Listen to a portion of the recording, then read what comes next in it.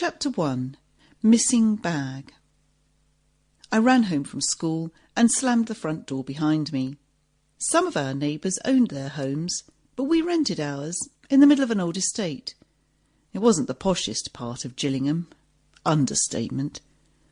Loads of gardens were just junkyards. A sodden mattress had lain in next door's front garden for weeks, turning black with mould. Rows of garages stood behind the houses. Half of them had their locks smashed and were decorated with graffiti, which at least added colour to the peeling white paint. Still, it was home. "Jess," Mum shouted at me from the living room, "the glass in that door is cracked already. You'll have it falling out, slamming it like that. Who's going to pay to get it mended?" The crack was Dad's doing. He'd chucked a brick at it after Mum threw him out last month. Again. I didn't answer her. I was already scavenging in the fridge, pulling out half a cucumber and a plastic box containing leftover potatoes and carrots from Sunday dinner to see what was at the back. "Mum, there's no orange juice."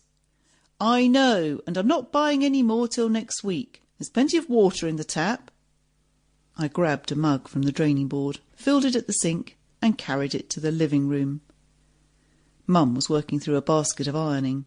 She was dressed in her usual boring jogging pants and T-shirt, hadn't bothered with makeup, and frankly could have done with a decent haircut, though I didn't say so. She kind of smiled, but not really.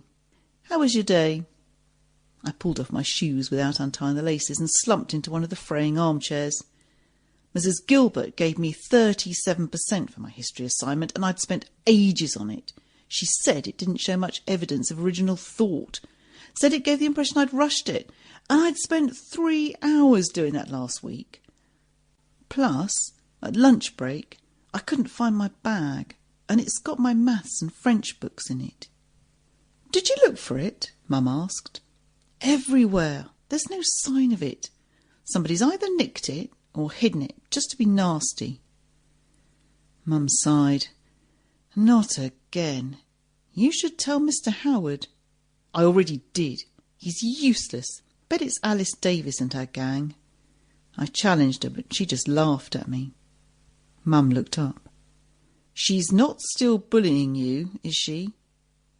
"She and her mates have quit punching me when no one's looking, but she still keeps making comments, insinuating that I'm thick, or telling everyone that Dad's in trouble with the police." "You're not thick, and your dad isn't in trouble with the police, as far as I know." Mum pursed her lips as she folded one of my school shirts and placed it on a pile of clothes on the other armchair. "He's got plenty of faults, and I'm relieved he's not living with us anymore, but he's not a criminal." Alice annoys me because her mum's always buying her new gear, and I have to make do with the same old clothes or stuff from charity shops. Her mum always looks smart too, like she's just stepped off a catwalk. "And your mum looks like a rain-soaked cat, I suppose."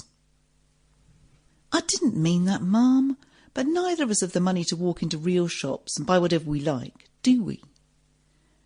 "I'm sorry I can't always be getting you and Brendan the same as other kids, but at least we haven't got a house full of strife, which is the case for lots of the people who live round here."